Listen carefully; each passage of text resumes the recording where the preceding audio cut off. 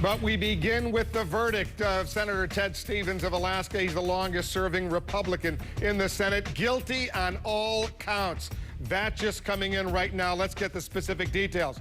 Our justice correspondent Kelly Arenas in Washington. She's been watching this trial. Kelly, the stakes for the Republicans pretty significant because if he loses his bid for re-election, that's one more Democratic seat atop that Democratic majority. But tell us what these jurors decided.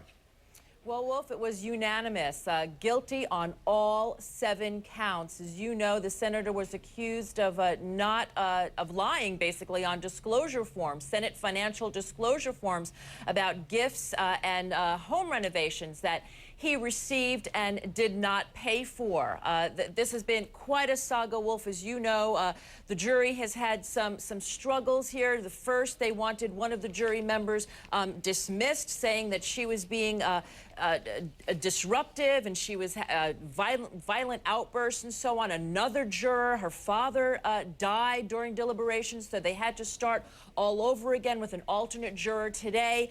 But it didn't take long for them all to unanimously decide that this senator, who has served 40 years in the Senate, the longest serving Republican, guilty on all counts, Wolf. And I have to point out that there was nothing in this indictment about money for favors or anything like that. No quid pro quo. This is all about not putting down gifts and other services that he received on Senate financial disclosure forms, which, as you know, are mandatory. The specific charges included some $250,000 in home renovations and other gifts that he received back in 2001. Let's go through these counts. On the first, making false statements, you can see right there, he was found guilty of count 1. That's a specific charge. Count 2, more false statements on that 2001 Senate financial disclosure form, where he didn't release the specific gifts that were provided, including a complete tool chest, for example, in his garage, and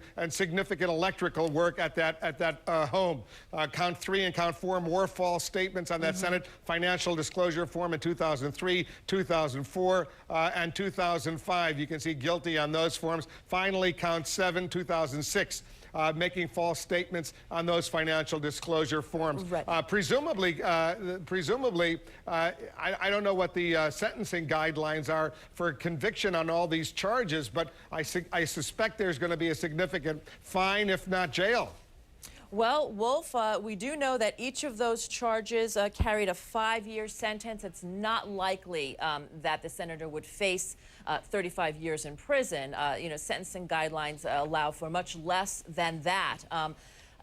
So we do have to wait and see, what sentencing brings. And it doesn't necessarily mean that he's out of the Senate either. I mean, he would have to be expelled from the Senate. Let's say he does win re-election. I mean, of course, he's been languishing in this courtroom and not out there campaigning. It's a very, very tight race, as you know, in Alaska. But if he does win re-election, it would be up to the Senate to expel him from that seat. It just doesn't happen automatically.